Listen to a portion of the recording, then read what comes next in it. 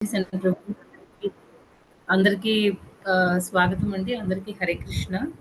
ఈరోజు మనం కార్యక్రమాన్ని ప్రారంభించే ముందు జగన్నాథ స్వామి ఆశీస్సులు తీసుకుందాం.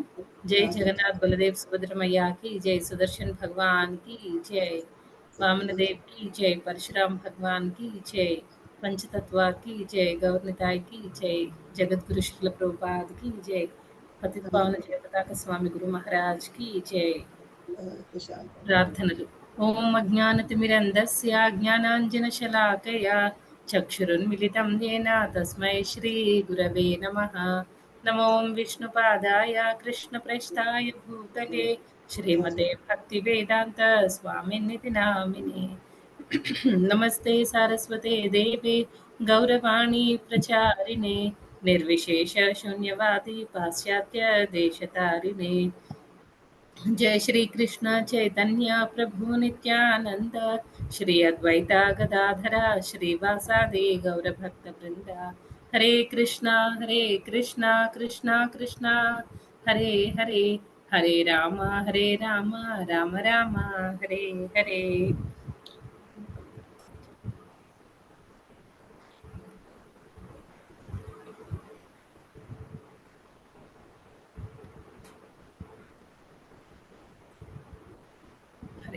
హరే కృష్ణ. అధ్యాయం 9వ అధ్యాయం పరమగుహ్య జ్ఞానం నుండి 31, 32 శ్లోకాలు చూద్దామండి. 31వ శ్లోకం. క్షిప్రం భవతి ధర్మాత్మా శశ్వచ్ఛాంతిం నిగచ్చతి కౌంతేయ ప్రతిజానీహి నమే భక్త ప్రణశ్యతి. భావము: అతడు శీఘ్రమే ధర్మాత్ముడై శాశ్వతమైన శాంతిని పొందును. ఓ కౌంతేయ, నా భక్తుడన్నడును నశింపడని ధైర్యముగా ప్రకటింపుము. నెక్స్ట్ 32వ శ్లోకం. మాం హి పార్థవ్యపాశ్రిత్య ఏపి స్యుః పాపయోనయః స్త్రియో వైశ్యాస్తథా శూద్రాః తేపి యాంతి పరాం గతిం. భావము: ఓ పార్థ, నన్ను శరణుజొచ్చువారు అధమ జన్ములైన స్త్రీలు, వైశ్యులు, శూద్రులు అయినప్పటికీ పరమగతిని పొందగలరు. ఈరోజు మనం ఈ పరమగుహ్య జ్ఞానము దీని నుంచి అధ్యాయం నుండి 31, 32 శ్లోకాలు చూద్దామండి. చాలా చాలా ఇంపార్టెంట్ శ్లోకాస్. అసలు 9th చాప్టర్ మొత్తం చాలా ఇంపార్టెంట్ శ్లోకాస్ అనమాట. అన్ని ప్రాక్టికల్గా ఉంటాయి. మనం ఎలాగ ఇంప్లిమెంట్ చేసుకోవాలి మన లైఫ్లో అనే దాని గురించి ఎక్కువ ఉంటుంది అనమాట. ప్రతిదీ మనం కనెక్ట్ చేసుకోవచ్చు. నేను ఏ లెవెల్లో ఉన్నాను భక్తిలో, ఎలా నేను ప్రోగ్రెస్ అవ్వచ్చు, ఎక్కడెక్కడ మనం మిస్టేక్స్ చేస్తున్నాం, ఇవన్నీ మనకేంటంటే ఈ 9వ అధ్యాయం చదువుతూ ఉంటే భక్తి అనేది ఎలా చేయాలి అనేది మనకు బాగా తెలుస్తుంది అనమాట. ఈరోజు మనం మంచి ఎగ్జాంపుల్స్తో అలాగా ఈ శ్లోకాలు 2 అర్థం చేసుకోవడానికి ట్రై చేద్దాం. ఫస్ట్ శ్లోకం ఏంటంటే, క్షిప్రం భవతి ధర్మాత్మ శశ్వచ్ఛాంతిం నిగచ్చతి కౌంతేయ ప్రతిజానీహి నమే భక్త ప్రణశ్యతి అని చెప్తున్నారు. ప్రీవియస్ శ్లోకంలో ఏం చెప్తున్నారో చూద్దాం ఫస్ట్, ఎందుకంటే దానికి ఈ శ్లోకాస్కి కనెక్షన్ ఉందన్నమాట. ముందు శ్లోకంలో ఏం చెప్తున్నారు? 30వ శ్లోకంలో మిక్కిలి హేయమైన కార్యం అపిచ్చేద్ సుదురాచారు భజతే మామ అనన్యభాక్ సాధురేవస మంతవ్య సమ్యక్ వ్యవసితో హి సహ. మిక్కిలి హేయమైన కార్యము నొనరించినప్పటికీ మనుజుడు భక్తియుత సేవలో నియుక్తుడై ఉన్నచో తన సంకల్పమున స్థిర నిశ్చయుడై ఉన్నందున అతనిని సాధువుగానే పరిగణింపవలెను. ఇక్కడ ఏం చెప్తున్నారంటే, ఒక్కొక్కసారి భక్తిలో మనం ఏదైనా మిస్టేక్స్ చేసినప్పటికీ కూడా మనం ఆ భక్తిలో ఎవరైతే భక్తిలో చాలా చాలా స్ట్రాంగ్గా ఉంటారో అలాంటి వాళ్ళని భగవంతుడు ఏం చేస్తారు, వాళ్ళని సాధుగానే పరిగణిస్తారు అనే విషయాన్ని భగవంతుడు ఇక్కడ చెప్తున్నారనమాట. పరిగణించాలి అంటే ఏదైనా ఒకసారి ఏమవుతుందంటే, మనం ఈ డివోటీ కమ్యూనిటీలో ఎవరైనా మిస్టేక్స్ చేసి వాళ్ళు కొంచెం ఫాల్ డౌన్ అయితే, కొంచెం పడిపోతే, భక్తిలో జారిపోతే మనం ఎలా ఆలోచిస్తాము, వీళ్ళు ఆ తప్పు చేశారు అందుకే పడిపోయారు, ఇలా మనం ఏంటంటే ఆ తప్పుని హైలైట్ చేస్తాం. కానీ ఇక్కడ భగవంతుడు ఏం చెప్తున్నారు, అలా అది కాదు. కొంచెం అంటే కొంచెం ఏవైనా భక్తిలో ఏవైనా కొంచెం చిన్న చిన్న పొరపాట్లు జరిగినా సరే వాటన్నిటిని కన్సిడర్ చేయకూడదు. ఎందుకంటే వాళ్ళు భక్తిలో చాలా స్ట్రాంగ్గా ఉన్నారు, ఫిక్స్డ్గా ఉన్నారు. అందుకే అలాంటి వాళ్ళని సాధువుగానే పరిగణించాలి, భక్తుడుగానే మనం చూడాలి అనే విషయాన్ని ముందు శ్లోకంలో చెప్తున్నారు. అలాగే ఎవరైతే చిన్న మిస్టేక్స్ చేసినప్పటికీ కూడా భక్తిలో స్ట్రాంగ్‌గా ఉంటే, అలాంటి వాళ్ళకి ఏం జరుగుతుంది అనేది 31వ శ్లోకంలో చెప్తున్నారనమాట. అలాంటి వాళ్ళు ఏమవుతుంది శీఘ్రమే క్షిప్రం, క్షిప్రం అనే వర్డ్‌ని ఇక్కడ యూజ్ చేశారు. క్షిప్రం అంటే ఏంటి? శీఘ్రం వెంటనే అన్నమాట. వాళ్ళు ధర్మాత్ముడై శాశ్వతమైన శాంతిని పొందును. అలా వాళ్ళు భక్తిలో స్థిరంగా ఉండడం వల్ల వాళ్ళేమవుతారు? వాళ్ళకి చాలా శాంతి లభిస్తుంది అనే విషయాన్ని చెప్తున్నారనమాట. అంటే ఇంకొక పాయింట్ ఇక్కడ ఇదొక పాయింట్ అయితే నెక్స్ట్ ఇంకొకటి ఏం చెప్తున్నారు భగవంతుడు అర్జునుడికి ఎవరైతే నా భక్తుడు ఎప్పుడు చెడిపోడు నశింపడు అనే విషయాన్ని నువ్వు బోల్డ్గా చాలా బోల్డ్గా డిక్లేర్ చేయొచ్చు ధైర్యంగా నువ్వు చెప్పచ్చు అందరికీ ప్రకటించవచ్చు అనే విషయాన్ని ఇక్కడ ఆ విషయాన్ని కూడా ఇక్కడ తెలియజేస్తున్నారు అనమాట అయితే భక్తిలో మనం మిస్టేక్స్ చేయడం అంటే ఏం జరుగుతుంది ఒక్కొక్కసారి మనం ఆ, ఆమ్, భక్తిలో ఎలాంటి మనం మిస్టేక్స్ చేస్తాము అంటే ఆహ్, ఆహ్, ఎవరికైనా అంటే చిన్న చిన్న అపరాధాలు అవి జరగొచ్చనమాట. వెంటనే ఇప్పుడు సపోజ్ మనకి ఆహ్, ఇప్పుడు సపోజ్ మనం ఆహ్, హ్మ్. 'పరీక్షిత్ మహారాజ్‌ని' తీసుకున్నామనుకోండి. 'పరీక్షిత్ మహారాజ్' విషయంలో ఏం జరిగింది? ఆయన శమిక ఋషికి మెడలో చచ్చిపోయిన పాముని వేయడం జరిగింది. అవి చిన్న పొరపాటనమాట. కాకపోతే భక్తులనేవాళ్ళు ఎలా ఉంటారు? వెంటనే రియలైజ్ అవుతారనమాట. ఓకే. నేను ఈ మిస్టేక్ చేశాను. నేను ఈ మిస్టేక్ చేశాను అని వెంటనే రియలైజ్ అయ్యి వాళ్ళు 'పరీక్షిత్ మహారాజు' మామూలుగా అయితే ఆయన రాజు కాబట్టి ఆయన చేసిన మిస్టేక్‌ని ఆయన జస్టిఫై చేసుకోవచ్చు. లేకపోతే ఆహ్, ఆహ్, శాప శాపం వచ్చిన తర్వాత శాపం నుంచి ఉపశమనం పొందడానికి ఆయన ఇంకేమైనా చేయొచ్చు. ఏమైనా ఆర్గ్యుమెంట్లు పెట్టుండొచ్చు. ఏదైనా చేయొచ్చు. కానీ అవన్నీ చేయలేదనమాట. ఒక భక్తుడు అనేవాళ్ళు ఎలా ఉంటారు అంటే వాళ్ళు నిజాయితీగా వాళ్ళు చేసిన తప్పుల్ని వాళ్ళు ఒప్పుకుంటారనమాట. అంతేగాని వాళ్ళు ఆర్గ్యూ చేసి నేను తప్పు చేయలేదు. నేను ఈ పరిస్థితుల వల్ల ఇలా చేశాను అని జస్టిఫై చేసుకోవడానికి ట్రై చేయరనమాట. ఈవెన్ ఇప్పుడు మనం దేవతలందరూ కూడా వాళ్ళు కూడా ఏంటండి వాళ్ళు కూడా మంచి భక్తులనమాట. దేవతల్లోని ఎవరినంటారు? ఎవరైతే కృష్ణుడి ఇన్‌స్ట్రక్షన్స్‌నన్నిటిని అంటే ఆదేశాలనన్నిటిని పాటిస్తూ భగవంతుడు చెప్పిన దాన్ని ఫాలో అవుతూ ఉంటారో అలాంటి వాళ్ళని భక్తులంటారు. ఎవరైతే భగవంతుడికి ఎగనెస్ట్‌గా ఉంటారో అలాంటి వాళ్ళని రాక్షసులు అని అంటారు కదా! అయితే ఇంద్రుడు దేవత కాబట్టి ఆయన కూడా ఏం చేస్తారు ఆ వ్రజవాసులందరినీ కూడా హ్మ్. వ్రజవాసులందరినీ కూడా ఇబ్బంది పెట్టడం అనేది జరుగుతుందనమాట. గోవర్ధన లీల టైంలో నాకెందుకు అహంకారంతో అనమాట. నాకెందుకు వాళ్ళు పూజ చెయ్యరు? ఆ చిన్న బాబుకి పూజ చేయడం ఏంటి? అంటే అక్కడ భగవంతుడి పొజిషన్‌ని తర్వాత ఇంద్రుడు తన పొజిషన్ ఏంటి అనే విషయాల్ని మర్చిపోయారనమాట. మర్చిపోయి ఒక టైంలో వారం రోజుల పాటు ఆయన చాలా ఇబ్బంది పెట్టడానికి ట్రై చేశారు. ఫైనల్‌గా వారం రోజులు కంప్లీట్ అయిన తర్వాత కృష్ణుడి పవర్ అంతా చూసిన తర్వాత తను అనుకున్నట్టుగా వ్రజవాసుల్లో ఆయన ఏమీ చేయలేకపోతారనమాట. ఈ పరిస్థితి అంతా చూసేసరికి ఇంద్రుడికి ఆ రియలైజేషన్ వస్తుందనమాట. ఓకే. నేను తప్పు చేశాను. నేను వాళ్ళని ఇబ్బంది పెట్టాలనుకున్నాను. వాళ్ళందరూ భగవంతుడి షెల్టర్‌లో ఉన్నారు. వాళ్ళు మంచి డివోటీస్. వాళ్ళ పట్ల నేను చాలా అపరాధం చేశాను అని ఆయన మనస్ఫూర్తిగా ఆయన చేసిన మిస్టేక్‌ని ఆయన అర్థం చేసుకొని ఆయన భగవంతుడి దగ్గరికి వెళ్ళి ఆయన కృష్ణుడి దగ్గరికి వెళ్ళి క్షమాపణ అడగడం జరిగిందనమాట. క్షమాపణ అడిగినప్పుడు కూడా భక్తులనేవాళ్ళు ఎలా ఉంటారు అనంటే వాళ్ళు చాలా జెన్యూన్‌గా అడుగుతారనమాట. హోల్ హార్టెడ్‌గా. ఏదో ఫార్మాలిటీకి నేను తప్పు చేశాను నన్ను క్షమించండి అని కాదు. వాళ్ళు హోల్ హార్టెడ్‌గా అడుగుతారు. తర్వాత ఎదుటి వాళ్ళు వాళ్ళ వల్ల ఎంత ఇబ్బంది పడ్డారు అనే విషయాన్ని వాళ్ళు బాగా అర్థం చేసుకుంటారనమాట. అర్థం చేసుకొని అప్పుడు వాళ్ళు అదే అడగడం క్షమాపణలు అడగడం అనేది జరుగుతుందనమాట. వాళ్ళ ఆ బాధ అనేది వాళ్ళు చాలా సిన్సియర్‌గా నిజంగా హోల్ హార్టెడ్‌గా, సిన్సియర్‌గా చాలా సీరియస్‌గా వాళ్ళు బాధపడతారనమాట. నేను తప్పు చేశాను అని హోల్ హార్టెడ్‌గా వాళ్ళు ఒప్పుకుంటారు. తర్వాత ఈ క్వాలిటీస్ అన్నీ భక్తుల్లో ఉంటాయన్నమాట. వాళ్ళు చాలా హానెస్ట్‌గా ఉంటారు. తర్వాత చేసిన తప్పుని ఒప్పుకొని వాళ్ళు ఒప్పుకోవడమే కాదు, ఏంటంటే వాళ్ళు బాధపడతారు. ఆ నెక్స్ట్ ఇంకా ఏం చేస్తారంటే, వాళ్ళు చేసిన తప్పుల్ని రెక్టిఫై చేసుకుంటారనమాట. రెక్టిఫై చేసుకుంటారు. ఇప్పుడు 'పరీక్షిత్ మహారాజు' అంత ఆయన మిస్టేక్ చేశారు. దానికి శాపం వచ్చింది. వెంటనే అతను నేను అలా కాదు, ఇలా కాదు అని చెప్పకుండా ఆయన ఏమి జస్టిఫికేషన్ ఏమి ఇచ్చుకోరనమాట. ఇవ్వకుండా సైలెంట్‌గా అక్కడి నుంచి వెళ్ళిపోతారు. తర్వాత నెక్స్ట్ ఏం చేయాలి? జరిగిన ఇన్సిడెంట్‌ని ఆయన యుటిలైజ్ చేసుకున్నారనమాట. ఆయనకి తగినట్టుగా ఆయన యుటిలైజ్ చేసుకున్నారు. అయ్యో! నేను ఇంకో వారం రోజుల్లో చనిపోతున్నానే అని బాధపడలేదు. బాధపడకుండా ఆయన ఏం చేశారు, ఆయన చేసిన తప్పుని ఒప్పుకున్నారు. నెక్స్ట్ నెక్స్ట్ ఏం చేయాలి? ఆహ్, నెక్స్ట్ దాన్ని ఎలా రెక్టిఫై చేసుకోవాలి అనే దాని గురించి ఆలోచించుకున్నారనమాట. పరిస్థితిని ఆయనకి అనుగుణంగా మార్చుకున్నారు. మార్చుకొని రాజ్య బాధ్యతలన్నిటిని కూడా నెక్స్ట్ జనరేషన్ వాళ్ళకిచ్చేసి ఆయన వారం రోజుల్లో చనిపోయే వాళ్ళు ఏ రకంగా ఉండాలి, ఏం చేయాలి అనేవన్నీ తెలుసుకొని ఆయన మనందరి అంటే ఆయన గురించి మాత్రమే ఆయన ఆలోచించలేదు. సుఖదేవ్ గోస్వామి ఆయనకి మొత్తం ఉపదేశించిన శ్రీమద్ భాగవతం ఈరోజు మనందరికీ కూడా ఉపయోగపడుతుందనమాట. అంటే ఆ రకంగా ఉంటారు. వేరే వాళ్ళ గురించి కూడా ఆలోచిస్తారు. పరిస్థితులని అన్నిటిని కూడా వాళ్ళకి అనుకూలంగా ప్లస్ మిగతా వాళ్ళకి అనుకూలంగా కూడా చేసినట్టు చేస్తారనమాట. అఫ్‌కోర్స్ అదంతా భగవంతుడి లీల పరీక్షిత్ మహారాజ్ విషయంలో.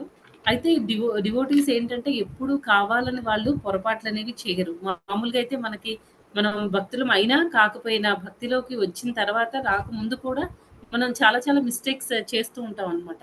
మనుషులకి జనరల్‌గా 4 రకాలైన లోపాలుంటాయి. డిఫెక్ట్స్ ఉంటాయి. ఫస్ట్‌ది ఆ 4 వాటిలో ఒకటి ఈ ఆహ్, తప్పు చేయడం అనమాట. తప్పులు చేయడం. తప్పులు చేయడం అనేది ఒక మిస్టేక్. తర్వాత ఇంకొకటేంటంటే మాయకి లోబడి ఉంటాం. అదొక పొరపాటు. అదొక డిఫెక్ట్ అన్నమాట మనలో. నెక్స్ట్ ఇంకొకటి ఏంటి అంటే మనం వేరే వాళ్ళని మోసం చేయాలి అని అనుకుంటాం. అదొక డిఫెక్ట్ అన్నమాట. నెక్స్ట్ ఇంకా ఏం ఏం ఇంకా ఇంకొకటి ఏం చెప్తున్నారు అనంటే మన ఇంద్రియాలన్నీ కూడా ఇంపర్ఫెక్ట్ అన్నమాట. అలాగా 4 లోపాలు మనలో ఉన్నాయి. అందులో ఒకటేంటండి ఈ ఆహ్, పొరపాటు చేయడం అన్నమాట. పొరపాటు చేయడం అనేది మానవులకి సహజ లక్షణం. మనం భక్తిలోకొచ్చేసినంత మాత్రాన మనం ఏదో చాలా గొప్పవాళ్ళం అయిపోయామని కాదు. అంటే శుద్ధ భక్తులు వేరు. వాళ్ళు తప్పులు చేయకపోవచ్చు. కానీ మనం ఇంకా సాధన సాధన చేస్తూ ఉన్నాము. మనం భక్తిలో చాలా స్టార్టింగ్ స్టేజ్‌లో ఉన్నామనమాట. కాబట్టి మనం కంపల్సరీ మిస్టేక్ చేస్తూ ఉంటాం. కానీ భగవంతుడు ఏమంటున్నారు, అలా మిస్టేక్స్ చేసిన వాళ్ళని కూడా నేను సాధువుగా పరిగణిస్తాను. ఎందుకంటే వాళ్ళు భక్తిలో చాలా ఫిక్స్డ్‌గా ఉన్నారు అని చెప్తున్నారు ప్రీవియస్ శ్లోకంలో. అండ్ ఈ శ్లోకంలో ఏం చెప్తున్నారంటే, అలా వాళ్ళు అలాగా వాళ్ళెప్పుడూ కూడా భగవంతుడి పట్ల ఇప్పుడు మనం ఏదైనా తప్పు చేశామనుకోండి, తప్పు చేసిన తర్వాత ఆ తప్పును మనం ఒప్పుకొని, మళ్ళీ మళ్ళీ మనం ఆ తప్పు రిపీట్ అవ్వకుండా చూసుకోవాలి. కొన్నిసార్లు ఏం జరుగుతుందంటే, మనం రిపీట్ చేయకూడదు అని అనుకున్న కొన్ని పరిస్థితుల కారణంగా మనం రిపీట్ చేయొచ్చనమాట. చేస్తే చేస్తే మనం నిజాయితీగా దాన్ని ఒప్పుకున్నాం అనుకోండి, మన మనసులో కల్మషం అనేది పోతుందనమాట. ఇంక మనకి ఏ బాధ ఉండదు. అదే చెప్తున్నారు భగవంతుడిక్కడ. ధర్మాత్ముడై శాశ్వతమైన శాంతిని పొందును. ఎప్పుడైతే మనం మన తప్పుల్ని ఒప్పుకుంటామో, మన మనసు చాలా క్లియర్‌గా ఉంటుంది. అలా కాకుండా చేసిన తప్పుల్ని మనం కవర్ చేసుకోవడానికి చూస్తున్నామనుకోండి, మనం జెన్యూన్‌గా ఒప్పుకోవట్లేదు. మన మనసులో ఇంకోటేదో ఉంది. కానీ బయటికి మాత్రం sorry Mataji, sorry Prabhuji, sorry గురు మహారాజ్ అలా మనం ఊరికే నాలుకతో చెప్తున్నాం అనుకోండి, మనసులో నుంచి రాకుండా, అప్పుడేమవుతుందంటే మనలో ఉన్న కంటామినేషన్స్ అన్నీ ఇంకా కలుషితాలన్నీ, ఆ కల్మషాలన్నీ అలాగే ఇంకా ఉండిపోతాయన్నమాట. ఉండిపోవడం వల్ల ఏమవుతుంది, మళ్ళీ మళ్ళీ తప్పు చేస్తూ ఉంటాం. అంటే భగవంతుడు ఇక్కడ మనకి ఒక ఆపర్చునిటీ ఇచ్చారనమాట. మీరు తప్పు చేసినంత మాత్రాన ఇప్పుడు చూడండి మన పిల్లలు కూడా ఒక్కొక్కసారి తప్పులు చేస్తూ ఉంటారు. చిన్న చిన్న మిస్టేక్స్. అవి కొన్నిసార్లు మనకది చాలా కష్టంగా అనిపించొచ్చు. అది చిన్న తప్పు కాకపోవచ్చు. చాలా పెద్ద మిస్టేక్ అయ్యుండొచ్చు. అప్పుడు మనకు చాలా కోపం వస్తుంది. మనం దండిస్తాం. గట్టిగా అరిచి చెప్తాం. కానీ ఏంటంటే వాళ్ళని రిజెక్ట్ చేసేసి, వాళ్ళని కంప్లీట్‌గా అవాయిడ్ చేసేసి అలా చేయలేదనమాట. ఈవెన్ ఇంద్రుడు అలా వ్రజవాసులందరిని ఇబ్బంది పెట్టినప్పటికీ కూడా ఎప్పుడైతే భగవంతుడు శరణాగతిని కోసం మళ్ళీ వచ్చాడో, వచ్చినప్పుడు భగవంతుడు మళ్ళీ "నువ్వు ఇంద్రుడు పొజిషన్‌కి ఏం పనికిరావు. నువ్వు ఈ పొజిషన్ వదిలేయి" అని చెప్పలేదనమాట. ఏం చేశారు, మళ్ళీ ఇంకొక అవకాశం ఇచ్చారనమాట. మళ్ళీ మళ్ళీ సరే నువ్వు ఇంకా ఓకే. నెక్స్ట్ ఇలా మిస్టేక్ మళ్ళీ రిపీట్ చేయొద్దు. అంటే ఇక్కడ మనం నేర్చుకోవాల్సిన లెసన్ ఏంటి అంటే, భగవంతుడు మనకి లీనియన్స్ ఇస్తున్నారు అని చెప్పేసి మనం దాన్ని ఉపయోగించుకొని మళ్ళీ మళ్ళీ తప్పులు చేసి దాన్ని రెక్టిఫై చేసుకోవడానికి ట్రై చేయడము, మళ్ళీ ఫెయిల్యూర్, మళ్ళీ మనం తప్పు చేయడం అలా ఉండకూడదనమాట. ప్రతి మిస్టేక్ నుంచి మనం లెసన్ నేర్చుకోవాలి. మళ్ళీ ఆ మిస్టేక్ చేసిన తప్పు జరగకుండా మనం జాగ్రత్త పడుతూ ఉండాలనమాట. అది చాలా చాలా ఇంపార్టెంట్. తర్వాత మనం చేసిన మిస్టేక్‌ని మనం ఎప్పుడు గుర్తుపెట్టుకోవాలి. ఎందుకు గుర్తుపెట్టుకోవాలి మనం? చేసిన తప్పులన్నిటిని ఎందుకు గుర్తుపెట్టుకోవాలి? ఎందుకంటే ఇక్కడ ఏం చెప్తున్నారు భగవంతుడు, ఎవరైతే అలా ఆహ్, ఆనెస్ట్‌గా ఉండి, నిజాయితీగా ఉండి భక్తిని చేస్తారో, వాళ్ళు మిస్టేక్స్ చేసినప్పటికీ కూడా శాంతిని పొందుతారు అంటున్నారు. ఆ శాంతి అనేది ఎలా వస్తుంది? ఒకటేమో మనం నిజాయితీగా ఒప్పుకోవాలి. ఆ మిస్టేక్స్ మళ్ళీ రిపీట్ అవ్వకుండా చూసుకోవాలి. నెక్స్ట్ ఇంకొకటి ఏంటి అంటే, మనం ఇలా గుర్తుపెట్టుకున్నాం అనుకోండి, ఆ ఎంటైర్ ఇన్సిడెంట్ మనం తప్పు చేసిన ఆ ఇన్సిడెంట్ మనం బాగా గుర్తుపెట్టుకోవాలి. ఆ ఇన్సిడెంట్ మొత్తం గుర్తుపెట్టుకుంటే, ఆ ఇన్సిడెంట్ మనం చేసినప్పుడు దాని నుంచి మళ్ళీ మనకి బయటపడటానికి కొంతమంది డివోటీస్ కానీ, లేకపోతే ఎవరైనా మనకి వేరే వాళ్ళు సాయం చేసుండొచ్చు. తర్వాత అలా అలా సాయం చేసి అంటే వేరే వాళ్ళ హెల్ప్‌ని మనం తీసుకున్నాము. తర్వాత మనం ఆ టైంలో ఆ పర్టిక్యులర్ టైమ్ పీరియడ్‌లో మనం దిగజారిపోయామనమాట. ఇవి మనకి గుర్తుంటాయి. ఎప్పుడైతే నేనొక టైంలో నేను దిగజారిపోయాను, నేను భక్తిలో జారిపోయాను, పడిపోయాను అనే విషయం మనకి ఎప్పుడైతే గుర్తుంటుందో, నేనేమి అంత గొప్ప కాదు. నేను ఒక టైంలో ఇలా ఈ తప్పు చేశాను. నాకు వీళ్ళందరూ సాయం చేశారు. వీళ్ళందరూ లేకపోతే నేను తప్పు నుంచి నేను బయటపడలేను. మళ్ళీ నా తప్పని కూడా నేను తెలుసుకోలేకపోయి ఉండేవాడినేమో, లేకపోతే ఉండేదాన్ని అనే విషయం మనకి అర్థమవుతుందనమాట. అర్థమై మన హంబుల్‌గా ఉంటాం. మళ్ళీ మళ్ళీ ఆ తప్పు చేయడానికి మనం ఆలోచిస్తామనమాట. అందుకే ఇదంతా పెద్ద ఒక ప్రాసెస్ లాగా ఉందనమాట. చేసిన ఆహ్, చేసినప్పుడు ఏదైనా మనం మిస్టేక్ చేసినప్పుడు దాన్ని జెన్యూన్‌గా, హోల్ హార్టెడ్‌గా ఒప్పుకోవాలి. ఏదో ఫార్మాలిటీకని కాకుండా నిజాయితీగా ఒప్పుకుంటే మనకేంటంటే ఇంకా హార్ట్ లైట్ అయిపోతుందనమాట. ఇంకా బాధ అనేది ఉండదు. లేకపోతే మనం తప్పు చేస్తూ ఉంటే ఎప్పుడు మనకి ఆ డైలమాలో ఉంటామనమాట. నేను చేస్తున్నది కరెక్టా? రాంగా? కరెక్టా? రాంగా? తర్వాత నేను ఇలా చేయొచ్చా? లేదా? ఇది ఆలోచిస్తూ ఉంటామనమాట. ఒక తప్పు జరిగితే దాన్ని మళ్ళీ మనం కవర్ చేసుకున్నామనుకోండి, ఇంకొక తప్పు చేస్తాం. ఇంకొక తప్పు. ఆ తప్పులు అలాగా యాడ్ అయిపోతూ ఉంటాయి. మనం ఎప్పటికి బయటపడలేమనమాట. అందుకని ఏం చేయాలి? తప్పు చేసినప్పుడు మనం దాన్ని హోల్ హార్టెడ్‌గా ఫార్మాలిటీ సేక్ కోసం కాకుండా నిజంగా నేను ఈ తప్పు చేశాను అని మనం ఒప్పుకోవాలనమాట. అలా ఒప్పుకుంటే మనలో ఉన్న కల్మషాలు పోతాయి. తర్వాత చేసిన తప్పుని మనం ఎప్పుడు బాగా గుర్తుపెట్టుకోవాలి. అలా గుర్తుపెట్టుకోవడం వల్ల ఏమవుతుందంటే, మనం ఆ తప్పుని మళ్ళీ రిపీట్ చేయము. తర్వాత మనలో నేను ఏ తప్పు చేయడం లేదు. అప్పుడెప్పుడో తప్పు చేశానేమో, ఇప్పుడు మాత్రం నేను అసలు లాస్ట్ 10, 15 ఇయర్స్ నుంచి నేను ఏ తప్పు చేయలేదు. నేను చాలా జెన్యూన్‌గా చాలా బాగా నేను కృష్ణుడికి సేవ చేస్తున్నాను. మిగతా డివోటీస్ అందరూ అలా అలా కొంచెం కొంచెం తప్పులు చేస్తున్నారు. అలాంటి ఫీలింగ్ మనకి రాదనమాట. అహంకారం అనేది రాదు. ఎందుకంటే తప్పులు చేయకుండా ఉండి నేను చేయట్లేదు అని అనుకోవడం కూడా ఒక అహంకారమే అన్నమాట. ఎందుకంటే కృష్ణుడు కానీ, లేకపోతే గురువు కానీ మన లైఫ్‌లో మళ్ళీ మనం సిట్యుయేషన్‌ని మనకి అంటే మనం ఎంతవరకు స్ట్రాంగ్‌గా ఉన్నాం, ఎంతవరకు మనం తప్పులు చేయకుండా ఉన్నాము. ఎప్పుడైతే మనకి అహంకారం వస్తుందో, అహంకారాన్ని తగ్గించడానికి వాళ్ళు ఒక టెస్ట్ ఇస్తారనమాట. ఆ టెస్ట్ ఇవ్వగానే మనం ఫెయిల్ అయిపోతాం. అలా అవ్వకుండా ఉండాలి అనంటే మనం చేసిన తప్పుని గుర్తుపెట్టుకోవాలి. ఆ ఎంటైర్ ఇన్సిడెంట్ మనం గుర్తుపెట్టుకుంటే ఏమవుతుందంటే నేను గ్రేట్ కాదు. నేను ఒకప్పుడు తప్పులు చేశాను. ప్లస్ నాకు ఈ పర్టిక్యులర్ డివోటీస్ అందరూ లేకపోతే ఈ ఫ్యామిలీ మెంబర్స్ అందరూ నాకు హెల్ప్ చేశారు కాబట్టి నేను దీని నుంచి బయటపడగలిగాను.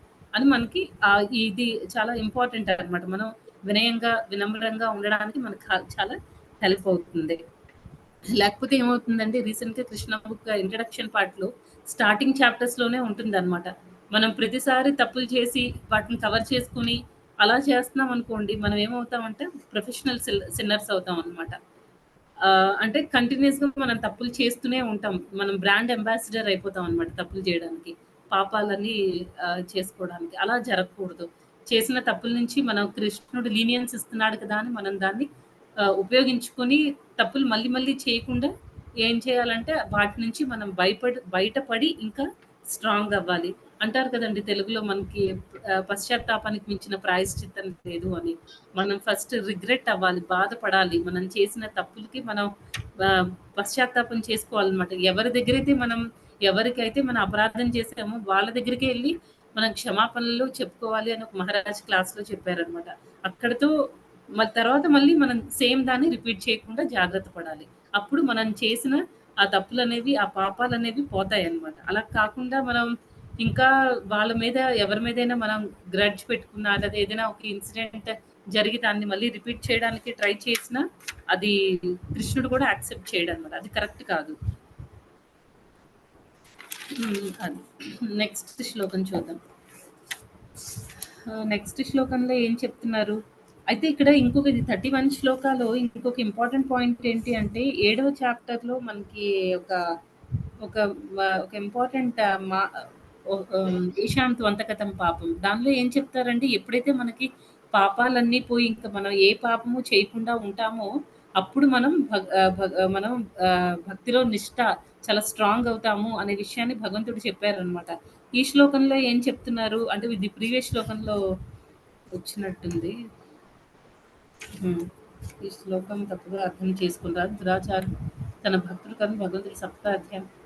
ఎవరికైతే ఇక్కడ దురాచారుడైన వాడు తన భక్తుడు కాలేడని భగవానుడు సప్తమాధ్యాయమున తెలిసి తెలియజే చెప్పారనమాట భగవంతుడు. సెవెంత్ చాప్టర్లో 7వ అధ్యాయంలో ఏం చెప్పారంటే ఎవరైతే దురాచారం కలిగి ఉంటారో అలాంటి వాళ్ళు తన భక్తులు కాలేరు అనే విషయాన్ని చెప్తున్నారనమాట. అయితే ఈ శ్లోకంలో ప్రీవియస్ శ్లోకంలో 30 శ్లోకంలో ఏం చెప్తున్నారు? ఒకవేళ పొరపాటున ఏమైనా మిస్టేక్స్ వచ్చినా సరే ఓకే పర్వాలేదు. భగవంతుడు వాటిని తల్లి ఏ రకంగా అయితే పిల్లల్ని క్షమిస్తుందో అదే రకంగా భగవంతుడు కూడా మనం తప్పులు చేసినా ఆయన క్షమించి మనల్ని భక్తి మార్గంలో ఉంచుతారనమాట. మనం చేస్తున్న భక్తిని యాక్సెప్ట్ చేస్తారు. అయితే ఇదంతా మనం ఇంకా ప్రాసెస్‌లో ఉన్నాం.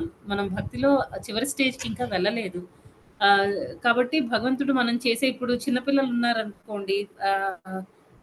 సపోజ్ ఫస్ట్ స్టాండర్డో లేకపోతే ఎల్‌కేజీ, యూకేజీ పిల్లలు ఎవరు స్కూల్‌లో ఏమైనా పక్క పిల్లల పెన్‌లు కానీ, లేకపోతే పెన్సిల్‌లు కానీ ఏమైనా వాళ్ళకి తెలియకుండా తీసుకొనొస్తే మనం చెప్తాం పిల్లలకి దొంగతనం తప్పమ్మా అని. యాక్చువల్‌గా అది చేయకూడదు. దొంగతనం అనేది చాలా తప్పు. కానీ పిల్లలు అక్కడ చిన్న పిల్లలనమాట. ఇంకా వాళ్ళు నేర్చుకునే స్టేజ్‌లో ఉన్నారు. కాబట్టి వాళ్ళు మిస్టేక్స్ చేశారనుకోండి, తప్పమ్మా అలా చేయకూడదు. నువ్వు ఒకటి తీసుకుంటే నెక్స్ట్ నీ దగ్గర 10 పోతాయి అని చెప్పి వాళ్ళకి భయపెడతాం, బుజ్జగిస్తాం. ఏదో రకంగా వాళ్ళకి నచ్చచెప్తాం అనమాట. అదే పని ఒక 10థ్‌కొచ్చిన వాళ్ళు లేకపోతే 11థ్, 12థ్ చదువుతున్న పిల్లలు చేశారనుకోండి. అప్పుడు మనం ఏం చెప్తాం వాళ్ళకి? అప్పుడు అది చాలా తప్పనమాట. వాళ్ళకి మనం చాలా సివియర్‌గా పనిష్మెంట్ ఇస్తాం. రెండిటికి తేడా ఏంటి? 2 కేసుల్లో జరిగింది దొంగతనమే. కాకపోతే ఏంటంటే ఒకళ్ళు ప్రాసెస్‌లో ఉన్నారు. ఇంకొకళ్ళు ఆల్రెడీ మెచ్యూరిటీ వచ్చిందనమాట. Brain maturity. మనం ఇది చేయకూడదు. దొంగతనం చాలా పాపం అనే విషయం వాళ్ళకి తెలిసి చేస్తున్నారు. అదే అనమాట రెండిటికి తేడా. అలా ఏంటంటే భక్తిలో మామూలుగా అయితే మనం ఎలాంటి దురాచార ప్రవృత్తి ఉందనుకోండి, మనం ఏంటంటే భక్తిలో ఆధ్యాత్మిక జీవితంలో మనం పురోగతి చెందలేము. ఎప్పుడైతే మనం ఒక శుద్ధ భక్తుల కాంటాక్ట్‌లోకి వస్తామో, అప్పుడు మనం భక్తిలో స్ట్రాంగ్ అవుతాం అనమాట. భక్తి చక్కగా చేసుకోగలుగుతాం. తర్వాత మనల్ని మనం ఎప్పుడూ ఇంట్రోస్పెక్ట్ చేసుకుంటూ ఉండాలనమాట. ఇంటర్నల్‌గా మనల్ని మనం చెక్ చేసుకోవాలి. ఎక్కడున్నాం భక్తిలో? మనం ఇంకా మిస్టేక్స్ చేస్తున్నామా? కొన్ని ఇయర్స్ బ్యాక్ నాలో ఈ మిస్టేక్స్ ఉండేవి. ఇప్పుడు నాకు అవి ఉన్నాయా? లేవా? వదిలేమా? లేదా? అని ఇవన్నీ ఎవరు మనకు చెప్పాల్సిన అవసరం లేదనమాట ఇలాంటివి. మనల్ని మనం చెక్ చేసుకుంటూ ఉండాలి. తర్వాత ఎప్పుడైనా శుద్ధ భక్తుల సాంగత్యం దొరికినప్పుడు ఆ అవకాశాన్ని మనం వదులుకోకూడదు. గురువు ఆశ్రయంలో ఉండాలి. ఏది నేర్చుకోవాలన్నా సరే మనకి కంపల్సరీ గురువు అనేది ఉండాలనమాట. ఆ గురువు మనకి ఎప్పటికప్పుడు మనకు ఆ జ్ఞానాన్ని, బుద్ధిని ప్రసాదిస్తూ ఉంటారనమాట. కొన్నిసార్లు మనకి కొన్ని ఎంత ట్రై చేస్తున్నా మనం చేయలేకపోవచ్చు. అలాంటప్పుడు మనం ఏం చేయాలి? ఎవరైనా ఆధ్యాత్మిక గురువుని పరంపరలో వచ్చిన ఆధ్యాత్మిక గురువు షెల్టర్‌లోకి వెళ్ళాలనమాట. ఎప్పుడైతే మనం వాళ్ళ ఆశ్రయం తీసుకుంటామో అప్పుడేమవుతుందంటే వాళ్ళు మనకి ఆ జ్ఞానాన్నిస్తారు. మనకి ఏది చేయాలి? ఏది చేయకూడదు? ఎలా చేయాలి? ప్రాపర్‌గా మనకి గైడెన్స్ ఇస్తారు. సో, దానివల్ల మనం దురాచార ప్రవృత్తి నుంచి బయటపడొచ్చు. అన్నిటికంటే బెస్ట్ ఏంటి అంటే ఎన్నో రకాల భక్తి మార్గాలున్నా సరే, ఎన్నో రకాల మార్గాలున్నప్పటికీ కూడా భగవంతుడిని చేరుకోవడానికి కర్మయోగ మార్గం ఉంది, జ్ఞానయోగం, ధ్యానయోగం ఇవన్నీ మార్గాలు ఉన్నా సరే, ఇవన్నీ ఏంటంటే ఆహ్, మెట్లెక్కుతూ వెళ్ళడం అనమాట పై ఫ్లోర్‌కి. అలా కాకుండా భక్తి అనేది ఎంచుకుంటే మనకి ఏంటంటే లిఫ్ట్ లాంటిదనమాట. ఒకేసారి వెళ్ళిపోవచ్చు. ఇవన్నీ ఇండైరెక్ట్ ప్రాసెస్‌లన్నీ అవసరం లేదు. ఈ భక్తి యోగ మార్గాన్ని పట్టుకుంటే చాలనమాట. భగవంతుడిని మన ఆధ్యాత్మిక గురువు ద్వారా మనం కృష్ణుడిని చేరుకోవచ్చు. అయితే అన్నిటికంటే బెస్ట్ ప్రాసెస్ ఈ కలియుగానికి ఏమని చెప్తున్నారంటే హరే కృష్ణ మహామంత్రం అనమాట. ఈ హరే కృష్ణ మహామంత్రం ఈ కీర్తన చేయడం వల్ల మనలో ఉన్న ఆ ఇంటర్నల్‌గా ఉన్న ఎన్నో జన్మల్లో పేరుకుపోయిన ఆ కల్మషాలు అవన్నీ కూడా స్లోగా స్టెప్ బై స్టెప్ అన్నీ రిమూవ్ అయిపోతాయన్నమాట.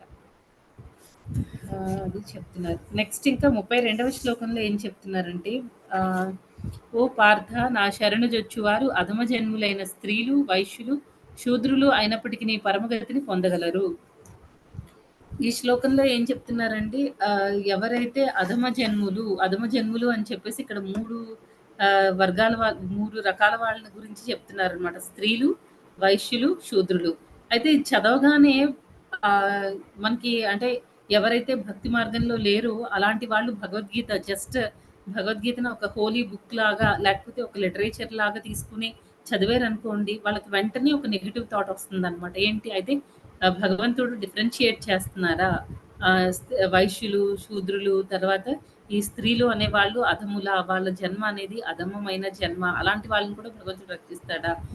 ఎందుకు అలా డిఫరెన్షియేట్ చేస్తున్నారు? ఇక్కడ భగవంతుడు డిఫరెన్షియేట్ చేయడం లేదనమాట. అందరూ ఇంపార్టెంటే సొసైటీలో. స్త్రీలు ఇంపార్టెంటే, తర్వాత పురుషులు కూడా ఇంపార్టెంటే. అయితే ఇక్కడ అధమ జన్మలు ఆయన స్త్రీలు అని ఎందుకు చెప్పారు అంటే జనరల్‌గా స్త్రీలు చాలా సెంటిమెంటల్‌గా ఉంటారు. తర్వాత వాళ్ళకి ఆహ్, దయ అనేది ఎక్కువనమాట. ఆ దయ అనేది ఎక్కువ ఉండడం వల్ల ఏంటంటే పరిస్థితుల్ని అర్థం చేసుకోరు. ఇమ్మీడియేట్‌గా వాళ్ళు దేన్నైనా యాక్సెప్ట్ చేసేస్తారు. అది ఒక రకంగా మంచిది. కొన్ని విషయాల్లో అది నెగెటివ్ కూడా జరగొచ్చనమాట. ఆ రకంగా ఇలాగే చెప్పారు. అంతే. అది యాక్చువల్‌గా పాజిటివ్. కానీ తర్వాత ఇంకొక ఇంపార్టెంట్ పాయింట్ ఏంటి అంటే స్త్రీల విషయంలో వాళ్ళెప్పుడు ఇండిపెండెంట్‌గా ఏమీ చేయకూడదు. చేయకూడదు. ఎందుకంటే ఉమెన్ అనేవాళ్ళు, స్త్రీలు అనేవాళ్ళు ఎప్పుడు ప్రొటెక్టెడ్‌గా ఉండాలనమాట. ఎయిదర్ ఫాదర్ ప్రొటెక్షన్‌లో అంటే తండ్రి రక్షణలో లేకపోతే భర్త లేకపోతే పిల్లల రక్షణలో, కుమారుడి రక్షణలో ఉండాలనమాట. అలాగా రక్షణ అనేది స్త్రీలకి చాలా అవసరం అనమాట. ఎందుకంటే సొసైటీ అంతా ముందుకెళ్ళాలి. అంటే ఒక సొసైటీ చెడిపోవాలి అనన్నా లేకపోతే బాగుపడాలి అని అన్నా సరే స్త్రీల చేతిలోనే ఉంటుందనమాట. ఎందుకంటే నెక్స్ట్ జనరేషన్‌ని ప్రొడ్యూస్ చేసేది ఆహ్, స్త్రీలనమాట. ఆ రకంగా స్త్రీలకి చాలా హై పొజిషన్‌లో ఉన్నారు. కాబట్టి వాళ్ళని ప్రొటెక్ట్ చేసుకోవాలి అన్న ఉద్దేశంతో. తర్వాత వాళ్ళు చాలా కంపాషనేట్‌గా అంటే చాలా దయ కలిగి ఉంటారు కాబట్టి దేన్నైనా ఈజీగా యాక్సెప్ట్ చేసేస్తారు. అంతే. అది ఒక రకంగా ఇది పాజిటివ్ అనమాట. ఇంకో రకంగా ఇది నెగెటివ్. ఎందుకంటే మనకి భక్తిలో మనం చాలా సాఫ్ట్ హార్టెడ్‌గా ఉండాలి. అది స్త్రీలకి జనరల్‌గా ఉంటుందనమాట. ఎక్కువ ప్రతిదాన్ని ఏది అనలైజ్ చేయాలో అది చేయాలి. ఎక్కడ భగవంతుడి దగ్గర కొన్ని విషయాల్లో మనం చాలా సాఫ్ట్ హార్ట్‌తో మనం యాక్సెప్ట్ చేయాలనమాట. అది వుమెన్‌లో ఎక్కువ ఉంటుందనమాట స్త్రీలలో. పురుషుల్లో అయితే జనరల్‌గా వాళ్ళన్నీ అనలైజ్ చేసి ఆలోచిస్తారు. అన్నీ చాలా ఆహ్, ప్రతిదాన్ని చాలా అనలిటికల్ వేలో ఆలోచిస్తారనమాట. అది స్త్రీలకి జనరల్‌గా పురుషులకి తేడా అనమాట. అది. ఆ రకంగా వాళ్ళకి ఇలా చెప్పడం జరిగింది. నెక్స్ట్ ఇంకా ఏంటి అంటే వైశ్యులు, శూద్రులు అయినప్పటికిని పరమగతిని పొందగలరు. వైశ్యులు, శూద్రులు. జనరల్‌గా శ్రీమద్ భాగవతంలో ఏం చెప్పారండి? మనకి మొత్తం వర్ణాశ్రమాల గురించి చెప్పారు. అందులో వర్ణాల గురించి చెప్పినప్పుడు భగవద్గీత 4 అధ్యాయంలో వచ్చింది. తర్వాత చాలా చోట్ల భగవంతుడు మన శాస్త్రాల్లో చాలా చోట్ల చెప్పడం జరిగిందనమాట. ఈ వర్ణాల గురించి. అయితే వర్ణాలు 4 బ్రాహ్మణులు, క్షత్రియులు, వైశ్యులు, శూద్రులు. అయితే ఈ 4 వర్ణాల వాళ్ళలో ఆహ్, ఈ 4 ఎలా డివైడ్ చేశారు? భగవంతుడు 4 అధ్యాయంలో చెప్పారనమాట. నేనే సృష్టించాను. దేన్ని బేస్ చేసుకొని గుణాలను బట్టి వాళ్ళు చేసిన ప్రీవియస్ జన్మలో చేసిన కర్మల్ని బట్టి. అంటే మనం ఒక బ్రాహ్మణుల ఇంటిలో పుట్టినా, ఒక శూద్రుల ఇంట్లో పుట్టినా అది మన స్వయంకృతాపరాధం అన్నమాట. భగవంతుడి హ్యాండ్ ఏం లేదందులో. అది మనం ఫస్ట్ ఆఫ్ ఆల్ అర్థం చేసుకోవాలి. ఎక్కువ, తక్కువ అని కాదు. తర్వాత ఎవరైతే బ్రాహ్మణులో వాళ్ళు వాళ్ళు మోడ్ ఆఫ్ గుడ్‌నెస్‌లో ఉంటారు. అంటే సత్వగుణంలో ఉంటారనమాట. తర్వాత క్షత్రియులు మోడ్ ఆఫ్ ప్యాషన్‌లో ఉంటారు. అంటే రజోగుణంలో ఉంటారు. తర్వాత వైశ్యులు అనేవాళ్ళు ఆహ్, రజోగుణం, తమోగుణం మిక్స్డ్‌లో ఉంటారు. అండ్ శూద్రులు అనేవాళ్ళు తమోగుణంలో ఉంటారనమాట. మనం ఈ భగవంతుడికి రిలేటెడ్ అన్నీ తెలుసుకోవాలి అనంటే మనం సత్వగుణంలో ఉంటేనే మనం ఈజీగా తెలుసుకోగలుగుతాం అనమాట. ఈ బ్రాహ్మణులు అనేవాళ్ళు పూర్వజన్మలో మంచి కర్మలు, తర్వాత మంచి అన్నీ అంటే మంచి గుణాలు కలిగి ఉన్నారు కాబట్టి వాళ్ళిప్పుడు బ్రాహ్మణ దానిలో పుట్టుండొచ్చు. అండ్ శూద్రులు, వైశ్యుల్ని తీసుకున్న ప్రీవియస్ జన్మలో వాళ్ళు చేసిన కర్మల్ని బట్టి వాళ్ళకి ఇప్పుడు ఆ పుట్టుక అనేది వచ్చింది. అయితే భగవంతుడు శ్రీమద్ భాగవతంలో ఏం చెప్తున్నారు అంటే బ్రాహ్మణులు అనేవాళ్ళు తల నుంచి వచ్చారని, క్షత్రియులేమో భుజాల నుంచి వచ్చారండి. ఉదర భాగం నుంచి వైశ్యులు, తర్వాత పాదాల నుంచి శూద్రులు వచ్చారు అని చెప్తున్నారనమాట. అయితే అంటే అన్నీ మనకి ఒక బాడీ తీసుకుంటే ఒక మానవ శరీరం తీసుకుంటే అన్నీ ఈక్వల్లీ ఇంపార్టెంట్ అన్నమాట. తల నరికేసుకున్నా అవ్వదు, కాళ్ళు నరుక్కున్నా అవ్వదనమాట. అందరూ తల ఎంత ఇంపార్టెంటో కాళ్ళు కూడా అంతే ఇంపార్టెంట్. అలాగే అన్నమాట మనకి ఈ వర్ణాశ్రమ ఈ ధర్మంలో అన్ని వర్ణాల వాళ్ళు కూడా 4 రకాల వాళ్ళు కూడా సమానమే. ఎవరు చేయాల్సిన ప్రతి ఒక్కళ్ళకి కూడా కొన్ని నియమిత కర్మలున్నాయన్నమాట. ప్రిస్క్రైబ్డ్ డ్యూటీస్ ఉన్నాయి. వాళ్ళు ఆ కర్మల్ని చాలా ప్రాపర్‌గా చేయాలి. అంటే మనం ఏ వర్ణంలో ఉన్నామని కాదు. మనం చేయాల్సిన డ్యూటీస్ అన్నిటిని కూడా ప్రతి దాన్ని కూడా భగవంతుడి మీద నమ్మకం ఉంచి భగవంతుడి ఆశ్రయంలో మన చేయాల్సిన డ్యూటీస్‌ని మనం 100% పర్ఫెక్షన్‌తో చేయాలన్నమాట. అలా చేయడం వల్ల ఏమవుతుంది? నెక్స్ట్ మనకి నెక్స్ట్ మనకి ఆహ్, మన ఈ జన్మలోనే మనం భగవంతుడి ధామాన్ని చేరుకోవచ్చు. ఇక్కడేం చెప్తున్నారు? పరమగతి. పరమగతిని పొందగలుగుతారు. యాంతి పరాం గతిం. అలాంటి వాళ్ళకేమవుతుంది? పరమగతిని పొందుతారు అని చెప్తున్నారనమాట. మన పెర్ఫెక్షన్ అనేది ఇక్కడ ఇంపార్టెంట్. ఎక్కడ పుట్టాము? ఎలా పుట్టాము? స్త్రీయా? మన లింగ భేదాల గురించి ఆలోచించడం కానీ, ఈ వర్ణ భేదాల గురించి వీటి గురించి కాదు మనం ఆలోచించాల్సిందే. మనం చేయాల్సిందేంటంటే, మనం ఏ పాత్‌లో ఉన్నా, ఎలా ఉన్నా సరే మనం చేసే పని 100% పర్ఫెక్షన్‌తో మనస్ఫూర్తిగా చేసుకుంటూ వెళ్ళాలనమాట. అయితే ఇక్కడ కొన్ని ఎగ్జాంపుల్స్ చూద్దాం మనం. అయితే ఇక్కడ అధమ జన్మ ఎగ్జాంపుల్స్ చెప్పే ముందు ఇక్కడ ఇంకొకటేంటి అంటే, అధమ జన్మ అని చెప్పేసి యాక్చువల్‌గా ఇక్కడ 3 కేటగరీస్ ఇచ్చారు. స్త్రీలు, వైశ్యులు, శూద్రులు ఈ ముగ్గురిని అధమ జన్మలు అని అంటున్నారు. ఇంకొక రకంగా ఎలా అర్థం చేసుకోవచ్చు అనంటే ఆహ్, ఈ చండాలులు ఉంటారు కదా! వాళ్ళని అధమ జన్మ పొందిన వాళ్ళు అని చెప్పడం అన్నమాట. అంటే చండాలురు అంటే ఎవరండి? ఆహ్, ఆహ్, కుక్క మాంసం తినేవాళ్ళు మీట్ ఈటర్స్ అన్నమాట. ఏదైనా మాంసభక్షణ చేసే వాళ్ళని చండాలు చండాలం చండాలురు అని చెప్తారు. అయితే వీళ్ళందరూ కూడా ఇక్కడ ఈ అన్ని కేటగరీస్ వాళ్ళ గురించి కూడా మనం ఒక్కొక్క కేటగరీ నుంచి కొన్ని ఎగ్జాంపుల్స్ తీసుకొని అర్థం చేసుకోవడానికి ట్రై చేద్దాం. ఫస్ట్‌ది ఏంటంటే లోయర్ బర్త్ అధమ జన్మలు. అధమ జన్మల్లో మనకి ఒక ఎగ్జాంపుల్ ఎవరు చెప్పుకోవచ్చు అంటే ఇప్పుడు గజేంద్రుడిని తీసుకున్నామనుకోండి. గజేంద్రుడు ఒక ఏనుగు శరీరంలో ఉంటాడనమాట. గజేంద్రుడు ఏనుగు శరీరం వచ్చింది ప్రీవియస్ జన్మలో ఆయన ఒక కింగ్ శాపం పొందడము, గజేంద్రుడు మళ్ళీ భగవంతుడిని ఆహ్, ఆయన ఏనుగు శరీరాన్ని పొందిన తర్వాత ఆ ఏనుగు ఫ్యామిలీతో ఆయన చాలా హ్యాపీగా ఎంజాయ్ చేస్తూ ఉంటారు.